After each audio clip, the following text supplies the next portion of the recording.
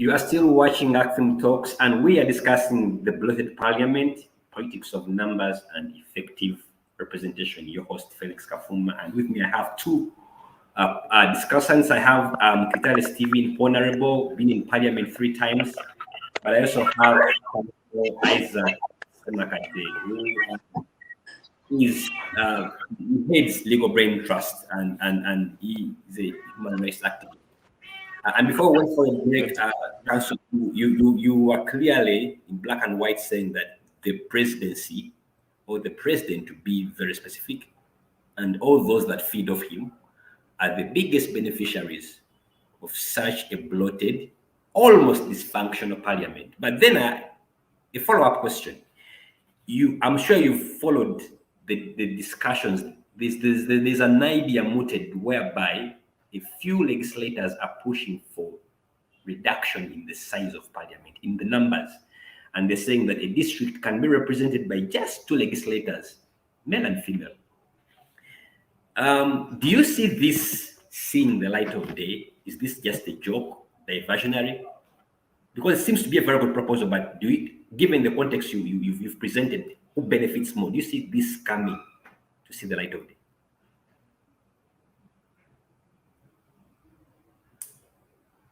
Is that my question, Felix, or for the Honorable? It's for Councillor Semakade. There's a follow-up. I'll come back to you, Honorable. Okay. Well, I sympathize with the movers of that proposal. I don't see it having a chance at all, because it is blatantly unconstitutional. Representation of the people is properly prescribed in Chapter 5 of our Constitution. And it is one of those areas on which extensive consultation was done, commended by the Doki Commission. So the people of Uganda set a proper vision how they want it to be represented in Chapter 5 and Chapter 7. I think that's it. Chapter 6, sorry, on Parliament.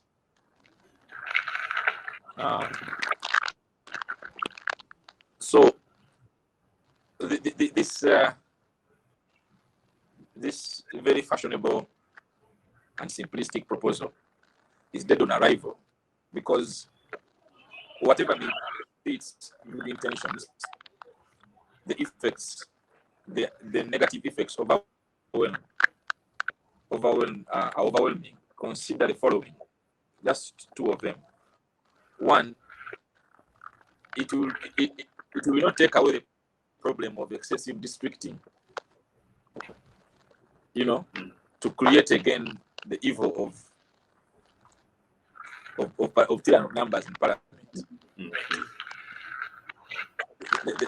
The tyrants will excessively district Uganda beyond what we have seen. So it is a path to downward spiral that we will not contemplate. It may create more of the problem that is existing than is solved. The second thing then is that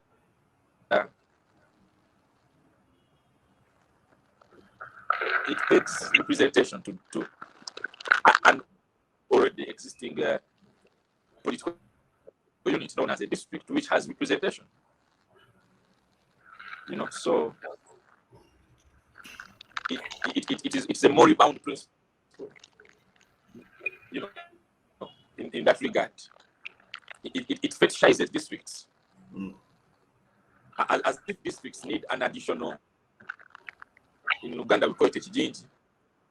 As if districts are insufficient in representation of the people. They are sufficient represented. There's just a lot of districts themselves represent a massively bloated political, dispensation too. So for those reasons, I don't like it. But overall, the most important thing is that any claims for reform should be for implementation of Chapter 5 and Chapter 6 properly.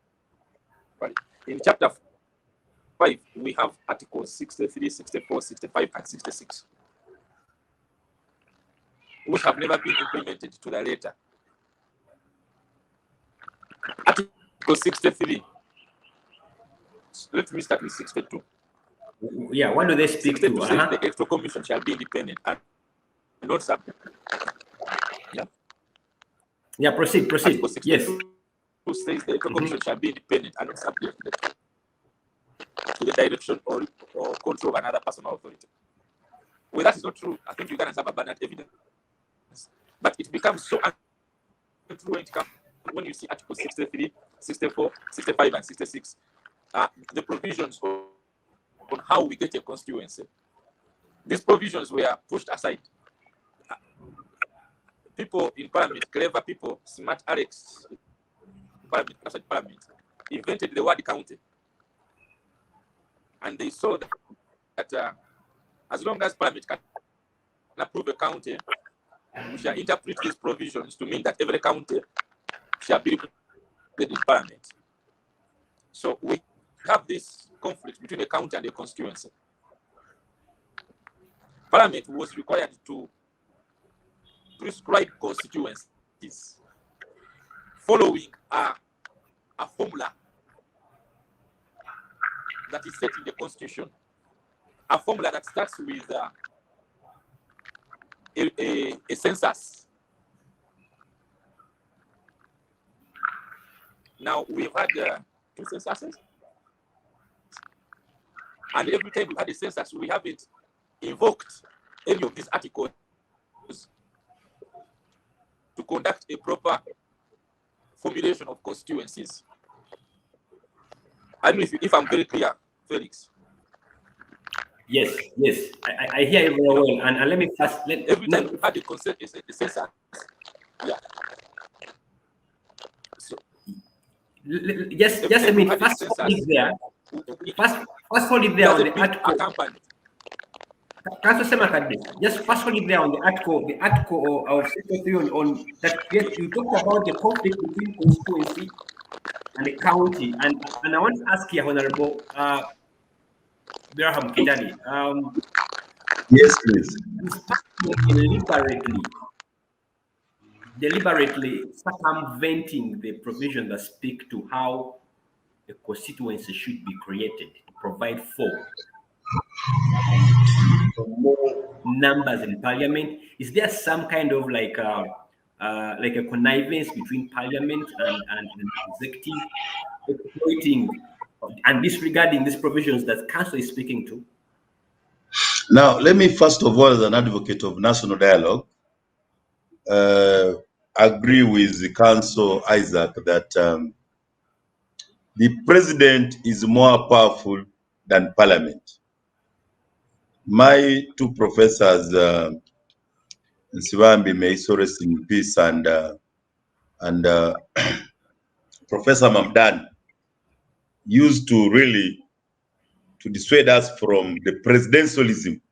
So Uganda is under a presidentialism plus a deep state with a kitchen cabinet, some powers. People with powers are not even in cabinet, are not even in Parliament. Sometimes president is more powerful than the army. The president is more powerful than the NRM party.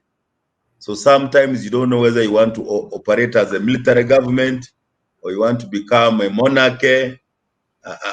And you can even see the debate of succession is no longer the traditional one. In a normal democracy, the debate should be between the ruling party, succession plan, or the opposition, which one will win. But ours is now purely military and within the family. So that's how far we have deteriorated. And Ugandans are comfortable. Ugandans are very comfortable with that state of affair. If that does not show you, we required a national dialogue yesterday, because one of the reasons why I abstained in the presidential age limit, I am for reducing powers of the president. And one way to reduce powers of the president is those regional governments. Whereas those 500 almost 30 MPs in Parliament all belong to regional caucuses. They have failed to operationalize what empowers them to be a regional government with a budget. You have a Bunyoro Affairs Ministry without $1 billion in a year. You have Teso Affairs Ministry without $1 billion in a year. So MPs will have become a laughing stock. So for me, that's why I'm an advocate of a national dialogue, which has a national conference, which starts with a comprehensive constitutional review commission, not these piecemeal legislation, age limit, term limit, I don't know what. Yes, I want to support the reduction of powers of the president. You can do it through a parliament, but it's not be the only one, because there are over 38 constitutional amendments which were brought to the ninth parliament, but were not discussed in 10th parliament. We have a citizens compact which involved the late Professor Nsibambi, Justice Ogola, women in station room, eminent women, cultural leaders. Citizens must be listened to. The state of affairs today, my NRM party and the opposition, which is dead, can no longer say in iPod, I'm to discuss. The parliament, I've told you, is no longer a dialogue. It's a monologue. It's dead. So we really need a comprehensive extra NRM, extra politician, national dialogue, so that we look at these very serious issues seriously. Otherwise, any piecemeal debate of those who are saying you're going to reduce the number of constituencies, please, it is a power retention project.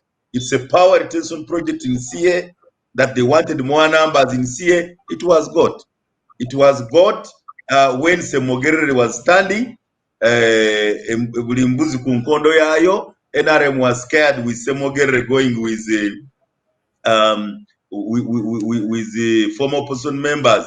That's when transactional politics started. People are paid a lot of money in every election to make sure that finally the numbers are there. So this thing is deliberate. It's a power retention project by my NRM government. And for me, we just have to stop this denial and accept that the situation is so bad that we need to, we should have proactively prevented it yesterday, and we should be moving in a direction of making sure that the country goes to real governance, because the country is overrepresented. The districts do not meet their budgets, because apart from what Isaac says, the numerical strength, the numerical numbers of a constituency, of a district, there is economic viability. The Constitution talks about economic. None of these is so there is a beggar syndrome. Now the president, he gives every bishop who is sworn in is given. Why don't you put this money in the budget under the Ministry of Gender, which is in charge of religious affairs, rather the Ministry in charge of religious affairs, the one for cultural leaders in the Ministry in charge of cultural affairs, so that, but the moment that money, the trillions around the president spend, plus the 280 donations, is much more money than given the Ministry of Culture, that given in the very minute. So I want to let you again, you ACFIM, one of your major areas of campaign financing. So you find throughout the whole budget of the country, votes are being bought, civil society is being compromised, the cultural issues are being compromised. Each king is in the president's car. They don't call it a government of Uganda donated the car. They say the president has given. Every bishop. The other day was in Kumi. Was it Kumi? Ngora. I saw a new bishop getting a vehicle from. So all those are challenges. The powers of the president is a demigod. And that's why you can see these Nook boys are being bought day and night. They have already gone to State House. They have received the money. You can see in last parliament, we had an opposition member buying opposition people and even taking the NRA put me. So that's the state of affairs. So parliament has become so transactional. Politics has become so you even sometimes start questioning citizenship of some of our leaders, because I'm not saying citizenship because you are born in Uganda, not biological birth and this national ID of yours, which foreigners get more than Ugandan. I'm saying citizenship in terms of the statesmanship, taking care of your country, because all these transactional things are in vanity. The Bible talks of vanity in vanity. At the end of the day, what is going to happen? However much you do, this power retention project is not sustainable. I was telling people, there's another debate yesterday about this land eviction. That's stopping land eviction. Why don't you stop land grabs? Why are you talking about land evictions? Let's go back to 1986, our NRM celebrated year. Can we go back to who owned land in 1986, put up another Bamgemerere investigation and say, how did this land change from Bunyoro growers? How did this land change from Bunyoro Kingdom? How did this Kinyara Sugar Works change? Before you start saying stop evictions and give aspirin, Panado, I don't know, to silence people. Land has been grabbed by my people in NRM. In Ibulisa, you know why I'm out of parliament? It's because I said, no, you guys, you don't come and take land because there is oil wells here, there is a pipeline here, there's going to be compensations, and you evict all the 69 villages which were there. But you see the price we are paying. When you push and say, we don't want to hear people who want to control costs of oil. We want to question the energy generators who are taking money from the country. We want to check those who are taking money for rent in government, but we cannot buy houses. Then the next thing they say, as we produce this oil, this money must be out. He blocked us from acquiring the land of oil and gas. He's not does. He wants to control the cost of producing oil. He wants to promote low content. This man is a spoiler. Let's get it. And that's the deep state. So the president is also a hostage to his deep state. He's a hostage of criminals. The country, we are held hostages. And I think the national dialogue is the only way to take this country back to the right path. Otherwise, we are dealing with a very tall order. But as citizens, we cannot despair. We cannot resign. This country belongs to our grandchildren. And I want to encourage everybody that, including my NRM, you don't have to be opposition to see what's wrong in my government. My government has very, very, very big challenges. We are spending trillions where we should not spend them, where we know they should be required in health, in education, in vocationalization. You know, it's not where we are putting the money. So that's where the challenge is. Why do you have money for Paris models, for Myoga, for Bonabagagawale, for I don't know NADS yesterday, but you don't have money to revamp the cooperatives which we knew which used to work. You don't have money to put in place a national bank. You don't have money to, the areas we know which worked. We know, I'm an economist. We know areas, the Uganda Development Corporation model which worked. Why don't we want to put money where it works? Now, we realize that we have failed at 60 years of independence to transform. We can't get middle income. We are stuck in agriculture, peasant agriculture, yet the land has been taken away, almost 60% by very few people who are not even entrepreneurs, who are not even producing. So, what do you say? Stop land evictions. What do you say? Emioga. What do you say? Paris model. I am not aware of any single country in the world which has developed out of handouts. We know what works, that cooperatives work, banks, the country, you need to incentivize those success stories, demonstration effect, people with proven performance. You don't make the same bullies fail. You don't make the cooperatives fail. You don't sell the Ugandan banks, and then you say you are bringing Myoga, you are bringing Paris model. No, let us be honest. There is a dialogue required in economy, on the land matter, on the education system, on the powers of the president vis-a-vis that of parliament, the role of military in government, and that's why I am for national dialogue. It was required yesterday. And we have spent too much money in this military, in intelligence. All that should be when we have a national dialogue. Okay, Honorable, you've made your point very clear. You are agitating for a national dialogue. Let me bring you in here, Council Semakande. I hope I have you. Council, are you there? Did I lose you a bit? I think okay, it's back. Council, because I cut you a little bit midway when you were presenting. I think you were trying to show us the articles that have been that have been exploited for us to have the numbers we have at the moment. And I ask myself a question which I'm actually going through to you is what can we do? Many of us see that we don't need this bloated parliament. We all know that there's a connivance to grow the numbers in parliament, but as a citizen, for example, if I'm challenging the bulging numbers, am I powerless? What is it that citizens can do to challenge the current status quo, the current tyranny of numbers that is struggles in between individuals who are benefiting from these numbers in parliament? What can we do?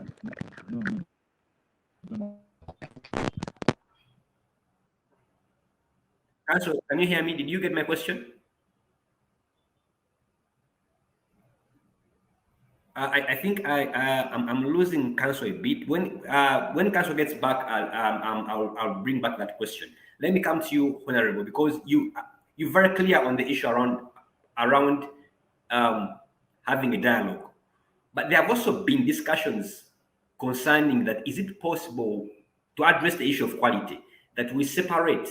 We have two chambers in parliament. You have the upper chamber and the lower chamber, and then in the upper chamber, we have the likes of you who think differently, who think patriotically, who can give us good debate on national issues, and then all these other, for lack of a better word, hoodlums and those comedians go into the lower council. Do you think separating the chambers in parliament will solve the issue of quality? Not necessarily solve numbers, but the issue of quality in parliament?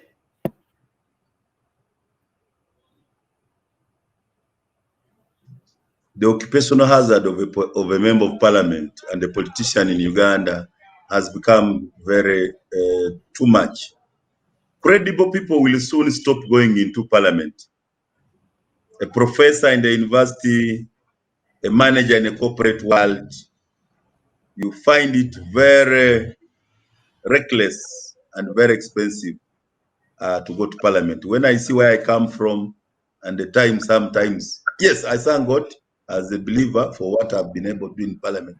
But I wish we could do better.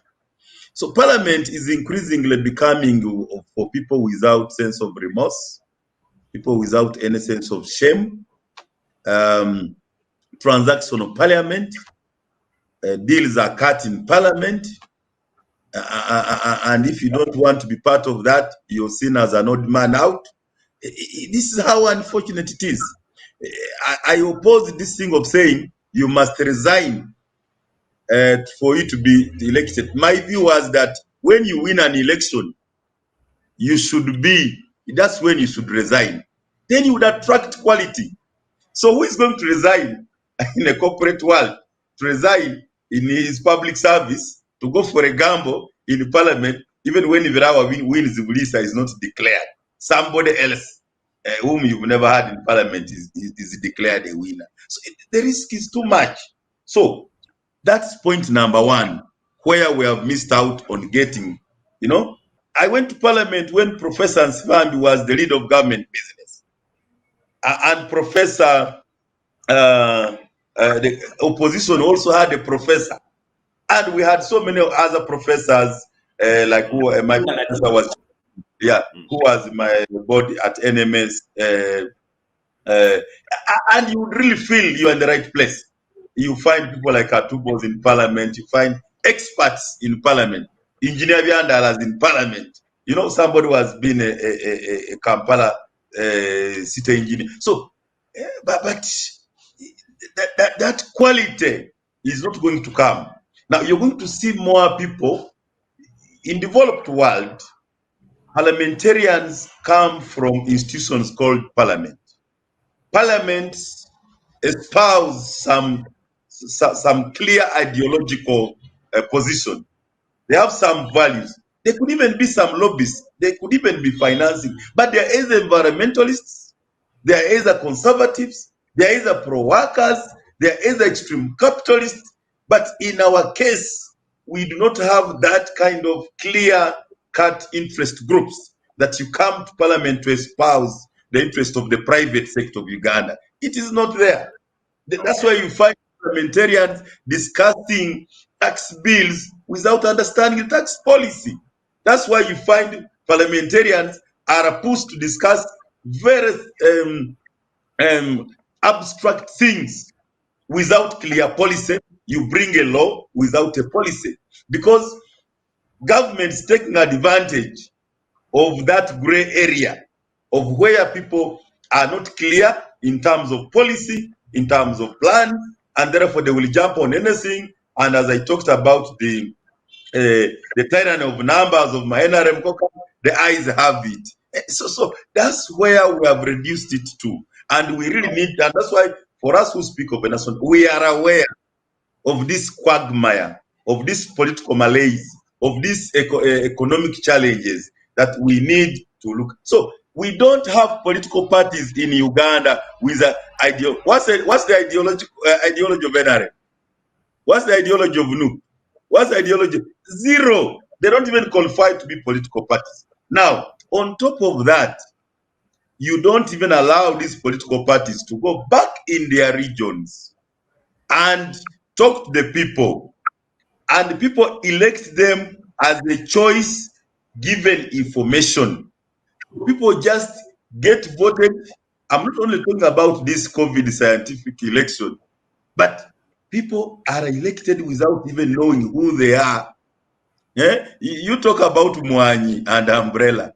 There are people who are asking themselves, whom did we vote as an MP? And I'm not attacking Nook for that. I am just saying. I'm sorry, I'm going to cut you short there. Yeah.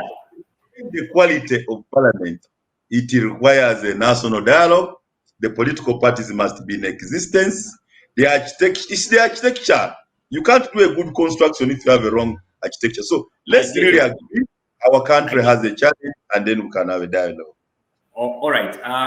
Someone has always argued that probably we've never moved away from individual merit. That even all these issues around party, probably people are still stuck in individual merit. But before I lost you, Council Semakade, I was trying to first of all allow you to finish up, because you were making a point around the how Articles 63, 64, 65 have been played with, but most importantly, the issue is, as you make that point, it's about, if I'm a Ugandan, me and you and others who are well-meaning, don't we have provision or where we base or opportunities to challenge this tyranny that is happening? How do we stop the numbers as a citizen? Where are our opportunities, and where is our power to stop these numbers? Wow. Again, I've lost Council Isaac, and I have 10 minutes to wrap this up. So if Council comes back, I will then give him the opportunity to give the last word. But as we come to the end, remember you're still watching ACFIMTalks, brought to you by ACFIM, the political finance watchdog, and we are coming towards the end of the show. But Honorable, this other question which I want you to help us with, when you look at the 11th Parliament, something strange happened. They decided not to carry over the 10th Parliament's business, which had been left unattended to, but the 10th Parliament had agreed that business can now be handled by the 11th Parliament. And then when the 11th Parliament came into play, they disregarded all those other pending bills carried forward that should be carried forward, and they said they will start on a clean slate. So what do we see now? We are seeing a parliament that is concerning itself more on trivial issues. So, first of all, are we wrong to think that the 11th Parliament, by that act alone, is renegotiating its mandate? That is one question. And as you wrap it up also, when you look at the four functions of Parliament, which one can you comfortably say, okay, I think on this one, Parliament is trying? Let me first confirm that Parliament lost its independence Parliament is now an extension of the executive. And that's the Okay. presidentialism I was talking about. That was the tyranny of my NRM caucus. And it's unfortunate because we have lost separation of powers. We have lost checks and balances. So our 4 functions of parliament cannot be done unless you know that parliament is supposed to check on the executive, the separation of power, not necessarily to fight everything government, but parliament should add value. And I don't see that happening because we are in the time of extremists in my NRM, and the opposition also have not helped themselves. Matthias Puga had tried when he gave a legislative agenda, and he had been proactive. He had put government on defensive. I don't know why he lost it, because that was the best way as an alternative government, alternative policies. He started well, but he has since also lost it. I pray that he gets back his form. And I'm not wishing opposition well because I am in opposition. I am a citizen. I love my country more than NRM. And NRM will not be in slumber if we have an effective opposition which is checking on us. You see, whereas parliamentarians change, Parliament has an institution memory. Parliament has departments. Parliament has secretariats, has the Hansards. The tradition has been the business of the previous parliament is saved. So when parliament begins, you don't start as if Uganda is being born that day. The business which was on order paper is saved and is declared. The following business has been saved, and you pronounce yourselves on it. So you pick, because you have already spent money on petitions, you have spent money on motions, you have spent money on bills, and some of them are on the second reading, on the first reading. So really, unless you are not a citizen, why would you say, I've quashed everything, I'm starting afresh, this institute called Rebecca Kadaga is no more Rebecca Kadaga, we want a new name. I think that's again people being so preoccupied with personal egos. Egocentrism is bad for a country. It has killed this country. Of course, nepotism is everywhere. It is in State House. It is in ministries. I have seen it in oil and gas. It is as if some families trained themselves for the last 20 years. They have got themselves jobs. Even I'm seeing it in local content. They are taking all the contracts for oil and gas as if there are no other Ugandans. So people have even lost sense of shame to say that some of these things are being fun. So ideally, you have legal department, you have budget office, you have parliament has an institution memory. I don't know why we can say there is no business in parliament. A lot of that business could have been saved, and parliament would have spent at least the first 1 year deliberating of unfinished business of 10th parliament. And that's what makes us a country. That's what makes, because that's why it's called 11th parliament. It's not the first parliament. So it should build on what good was done, correct what was not good, and then the country moves on. So clearly, that's another confirmation. The national dialogue was required yesterday. People are so personal vendetta. People are so egocentric. We have lost this thing called Uganda. Everything is about a few individuals. Kadaga must be finished completely. Jacob Olanya is my classmate. Before he went to law, we did economics with me. Okay. But I can tell you, even Jacob Olanya has lost powers of that parliament. Powers are elsewhere. Deep state is everywhere. Okay. Great. Council, Glad to have you back. You came in just to wrap this up. I'll give you 5 minutes, and you'll be the last person to nail this home. What can we do in such circumstances where that we find ourselves in?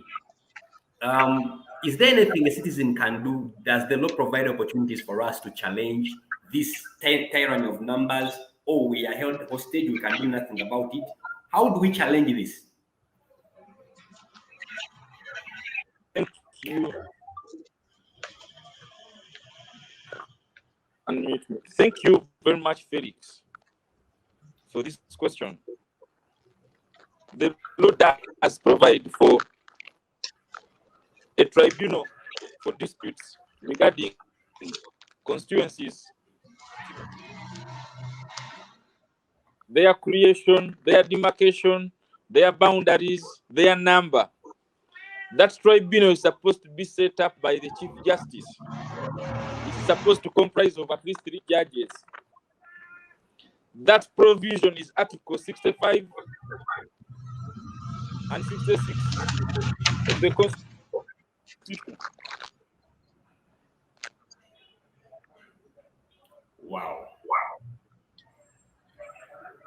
I had actually become a scholar and I was getting those articles and just straight away get into action. Let's talk about Article 65, 66 that speak with creation of a tribunal to address issues around creation of district, demarcations, and all that.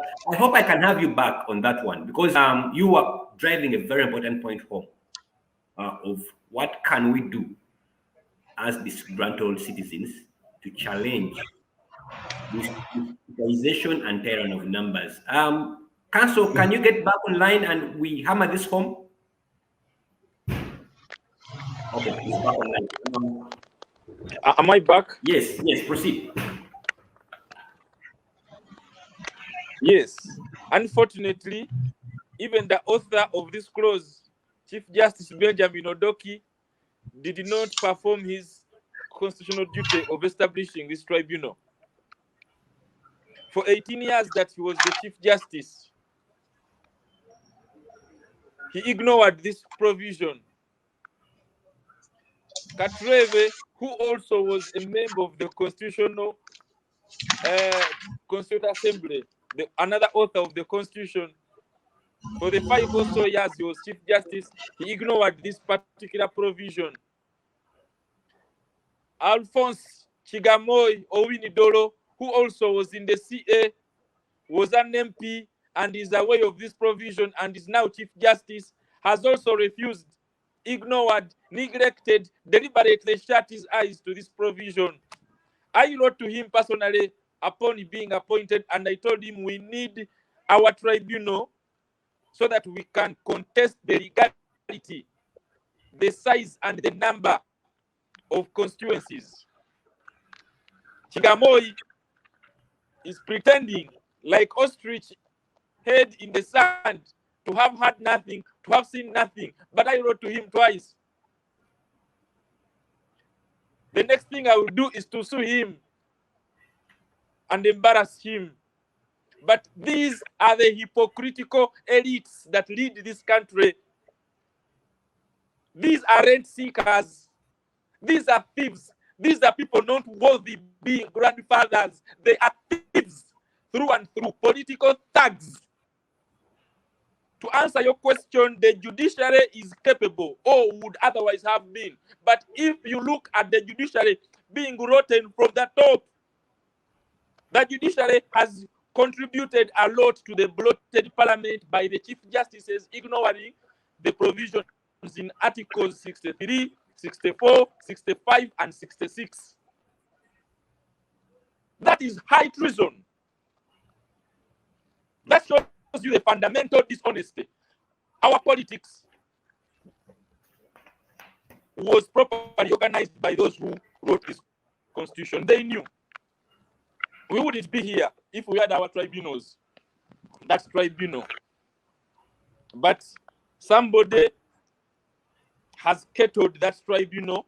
That person is known. Currently, it is the current holder of this post known as Chief Justice. So there is your answer. There is a lack of rationality, of course, in Parliament, in how they make decisions around suffrage representation. One of the best examples is that Honorable Stephen Kitale has stressed. In Article 79 and 80, Parliament was supposed to review interest groups representation, including that of the army, with a view to doing away with them. because they served a transient purpose. Women are already represented by the direct representatives. It was affirmative action. Now it has been made a permanent clause, literally in practice. You know, is there a rationality in continuing? Does Parliament even conduct a review? Has Parliament ever received the report that these provisions are still necessary? Has Parliament even ever debated this issue? No. It is taken for granted. In other words, there has been no review. The review that the Constitution anticipated to happen, the consultation of the people on whether or not the army needs to maintain representation in Parliament 25 years after the Constitution, on whether affirmative action for women should continue and continue in this format, in the format it was imagined in 1996. Can't we imagine a new format? Can't we have them here as regional MPs and not like for youth? Why should they be so abundant? I don't know. But these are questions for the people. They have never been put to the people. They remain to cabal. There are many things, but again, the place to question these questions is the courts of law. But our courts also dropped the ball. They no longer question the rationality of political decisions. Yet they are supposed to. So our constitutional court became a constitutional carcass a long time ago. It cannot help us resolve. In fact, at one time, it even declared a petition null and void for raising a political question. That is how dead the constitutional court is. A court that was created to settle political decisions was rejecting a petition for raising political questions. Oh, okay. All right, the Supreme Court settled the issue and said, no, don't send out the people's issues. Listen to them. But I doubt the point made here is that you don't only have foul numbers in Parliament, you also have foul numbers in the judiciary. So the decision is not about to be resolved, you know. We also have a bloated judiciary full of rent seekers, gap fillers, wigs, All right. robes, but no justice in them. Thank you. Thank you so much. What a better way of ending this show. You throw the ball in the courtyard of the judiciary. That they have the capacity to end or rein in this parliament. That was Council Isaac Chimazese Makade, who is the founder and the director of Legal Brain Trust, a human rights activist, and he refers to himself as a rebel lawyer. It was good to have you here. Very good discussions. I also with me had Honorable Mkitare Stephen, who is the former MP for Police County, who was in the 8th, 9th, and the 10th Parliament. He's both a scholar and a politician. It was good to have you here. My name is Felix Kafuma, who was moderating this discussion. Until next time, thank you so much. Bye-bye. We keep the conversation going online. God bless.